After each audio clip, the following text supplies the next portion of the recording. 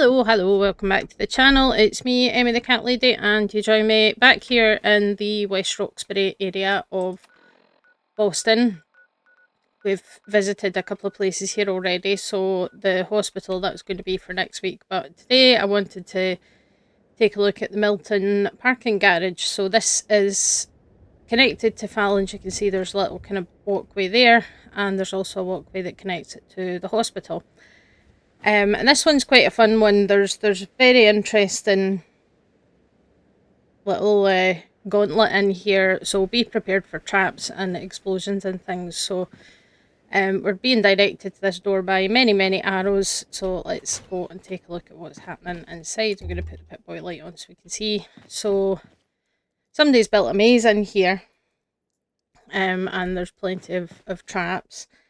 So on the first floor we can come into the right here, and there's a head, some Bob Rove's Best Moonshine. Got some fairly grim decorations here. Oh, and rad roaches. But there's capstash and a little wooden crate in this room, and otherwise it's a dead end. We've got a tripwire here. And a question mark.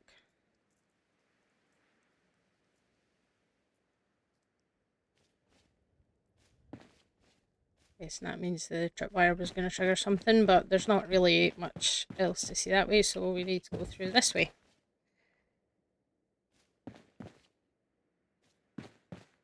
And yep, mannequins. That really did jump scare me slightly there.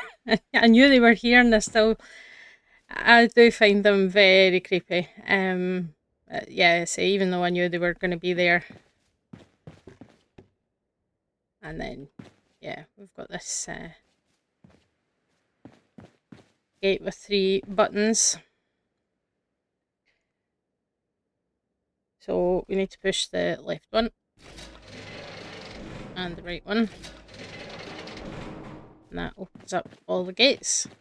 Oh, I think I missed, actually. Let me go back. I think I missed something. You can close each of the doors in there, so you could spend a long time puzzling it out. But yeah, I think we can go in here for some radioactive barrels. That leads us to a collection of Radaway and a chem box. Yeah, so you have to bypass all the radioactive barrels in order to get the Radaway, but it's there. So yeah, we need to proceed through these cell doors and follow it all the way around. Dead end, wrong way. Another question mark.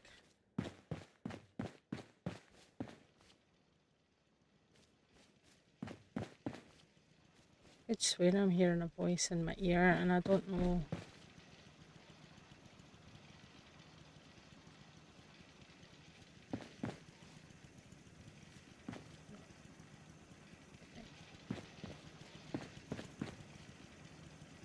Right. That's the way up. So yeah, we're gonna.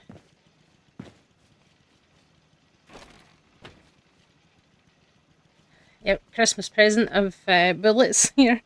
So yep, there's a turret under the Christmas tree. So that's kind of fun. I like the fairy lights though. Yep, and then if we go through here, we've got the symbol monkeys. I despise all of them. They're so creepy. Yeah. Ugh. Anyway, yep, so those are kind of dead ends, and then this is the way up to the next floor. There's a couple of traps. So, yep, there's a tripwire here and 18 bathroom scales that trigger 6 grenade bouquets, as you can see. So, watch your step. But one thing to note is that you can get an awful lot of copper and stuff from this place just on account of disarming all of these bathroom scales.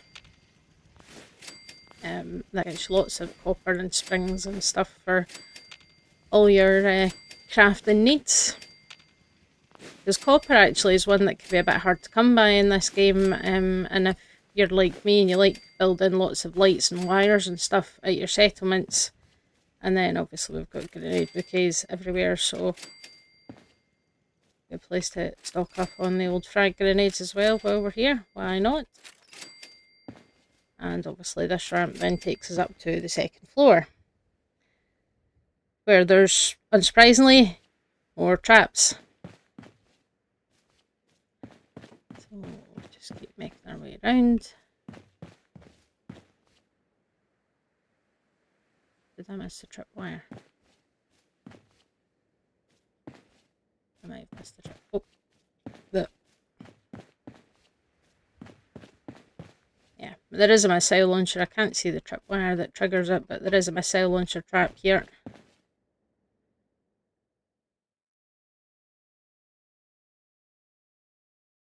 And then we want to head east. And we will come again up against another trap. That one's a dead end. Nice of you to point that out.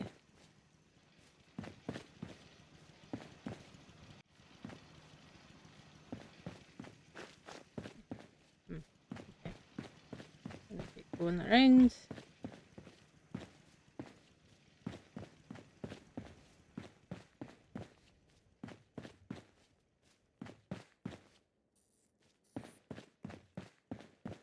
Okay.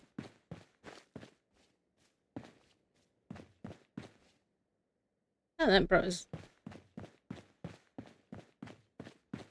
all the way around to the beginning. Oh, here it is. It's just not here. Interesting. So yeah, there's supposed to be an oil spill and a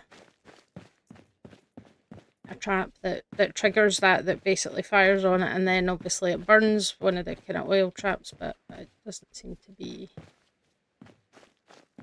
here. I have missed it.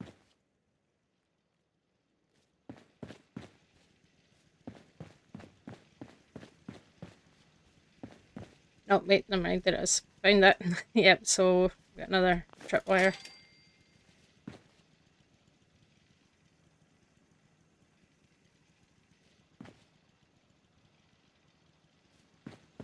Yeah, lots and lots of traps in this place. It's definitely quite fun to head through, but that brings us to the next, the ramp up to the third floor. This one is kind of the least interesting. There's many different ways through, but your main kind of issue that you're going to come across is that there's a handful of ghouls. Here they come. Right, lads. I say a handful, that seems to be quite a lot of feral ghouls actually. Yeah, and they are quite high level because this character is pretty high level. You dead? You're dead. Okay.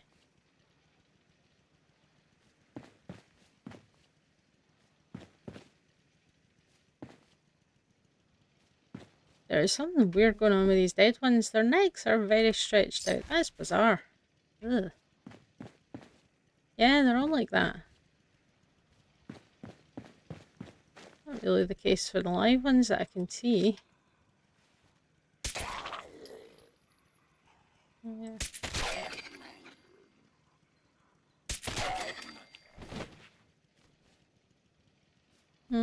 Little bit weird.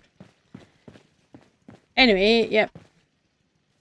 It's just a handful of feral ghouls here to make your way past, and then we get up to the fourth floor, which is basically the top floor. And oh look, there's more scales. There's more tripwires. And what these ones do is set off the Tesla thingies. These things, what they call Tesla arcs. That's what they would have triggered. But if you're obviously quick enough to see them and disarm them, and then you can get all the crafted materials out of them. That's that. So yeah, that's so many traps. It's a wee bit much. I would honestly think like slightly overkill, but never mind.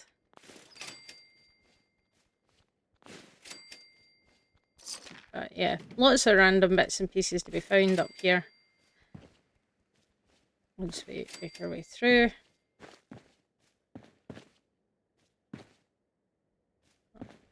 Oh, there's one in there. Quite a lot of Nuka-Cola in that machine. So first thing, yep, we can unbar this door, which leads us to Fallon's. And then we can make our way around. And we've got 3 doors. Here we go. So we've got 3 doors to choose from and a question mark. So let's see what's behind door number 1.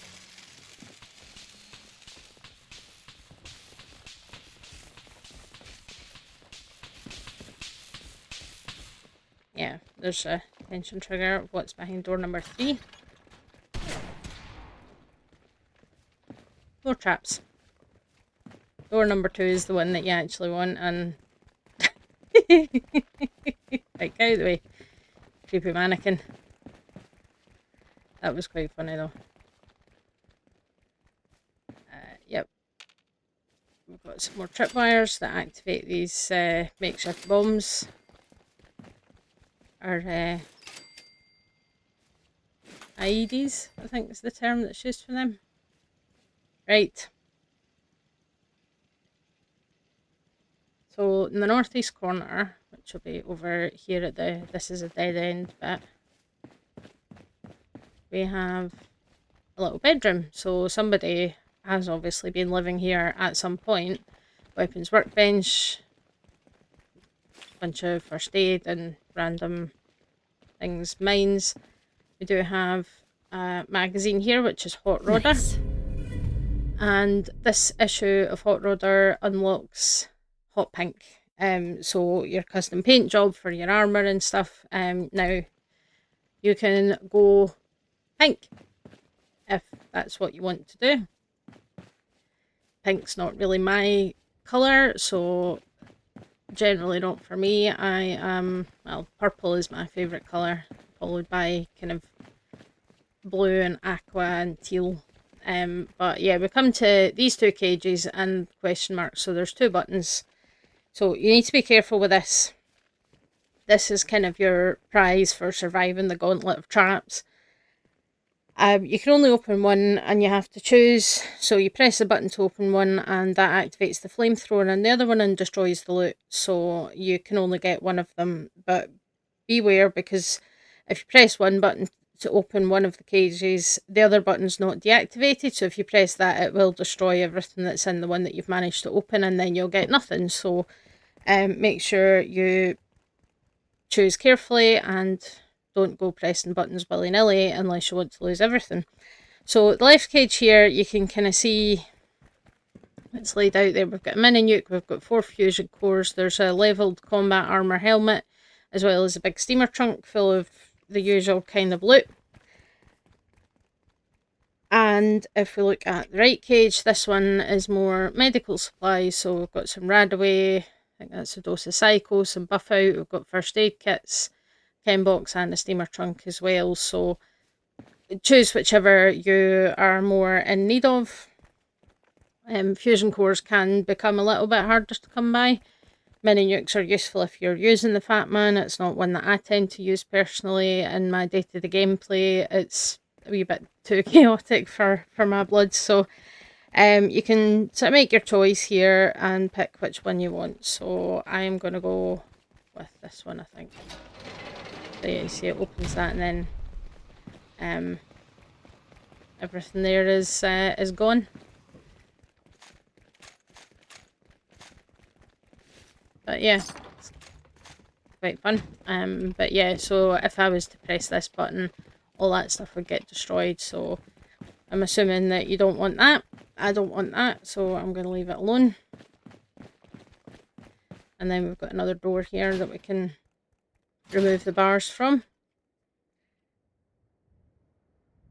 And this takes us up onto the roof. So like most of these multi-storey car parks, you've got all the floors and then you can come up to the roof. I have to say, personally, I really dislike these these structures and driving around them. I don't know, I I don't like the ramps and stuff. I've done it before. I've had to do it before. When I was taking part in a clinical trial, and I had to go to the Glasgow Royal Infirmary, which is not a hospital that I normally would have to go to. It has one of these multi-storey kind of car parking places. And yeah, it was a real headache just trying to get parked and having to, so you're driving round and then going up and then driving round to try and find a space, because the hospital parking is always mental. Eventually I just gave up and decided and would just keep driving around the ground floor and just keep driving around until a space opened up, and that worked a lot better for me in that car park, and I hated it. But yeah, so we've got the roof and we've got some vehicles up here. This one slightly upside down. We've got motorcycles, somebody's been having a barbecue up here, but we do also have walkways. So we've got one that leads to the second floor of the hospital, and then there's another one over here that takes you to the external staircase at Fallon's. And now that we've unbarred the doors, you've got freedom of movement between all of these locations. So one thing that you can do to deal with many of the traps is, because you can get up to the roof, you just wouldn't be able to get in through the barred door. But you can blow up all these cars and you can trigger a lot of the traps that are on the lower levels by exploding all the cars or throwing grenades. That can sometimes knock the bar off the door as well, so that you could get in to get the loot. But there's a lot to find in this parking garage. It's a fun little maze that somebody has obviously had a lot of fun setting up, with just obscene numbers of tripwires and traps and things for the unwitting wasteland explorer that happens to wander inside. Somebody's obviously had a lot of fun setting this up. And yeah, it's quite amusing, but you're rewarded for it. You can get a lot of loot, and if you're looking for sort of certain crafting materials, especially disarming all the tripwires and stuff, can be quite beneficial in that regard. So definitely worth a visit, I think. Oh look, there's traffic cones. Again, I don't know if anybody's been kind of watching things that say football isn't my thing, but I know the residents of Boston have been quite entertained by the Scottish habit of putting traffic cones on statues. Be aware that that is a mark of respect from Scotland. That's something that we do. It's something that's been going on in Glasgow. So the whole story behind it is just that there's a statue of the Duke of Wellington outside the Gallery of Modern Art in Glasgow, and for as long as I can remember, he has had the traffic cone on his head. It got to a point, the council would keep removing it, and then somebody would keep putting it back, and this kind of went on, and they finally decided to just accept that this statue is always going to have a cone on its head, and it's now generally embraced. They'll change it out with different things, like when we had the Commonwealth Games in 2014, they made it gold. They changed it, they made one with the colours of the Ukrainian flag, all sorts of different things. So it's something that has been an ongoing thing in Glasgow for a long, long time. So if we put traffic cones on your statues, it's not a disrespectful thing. It's kind of, it's just something that we do. Yeah, it's kind of fun. Oh, what is that over there? Is that a super mutant, I think? I just saw movement. Oh, he's a big one. Okay, never mind. But yeah, so that's Milton Parking Garage. It's definitely a fun little gauntlet. Good practice for going to Nuka World for the first time. Although there's definitely has a wee bit more creativity to it. This one is interesting enough, but there is plenty of fun loot and stuff to be found. So it's definitely worth a visit. And next week we're going to be checking out the hospital here. There's quite a lot going on in there as well, so that's going to be the next one. So plenty of loot and plenty of crafting materials from disarming 50 billion traps. And of course the friends that we made along the way, but not the creepy symbol monkeys, because I really dislike them immensely, so they don't get to be friends. Hopefully you guys enjoyed this. Thanks for watching, thanks for listening, and I'll catch you guys next time. Bye.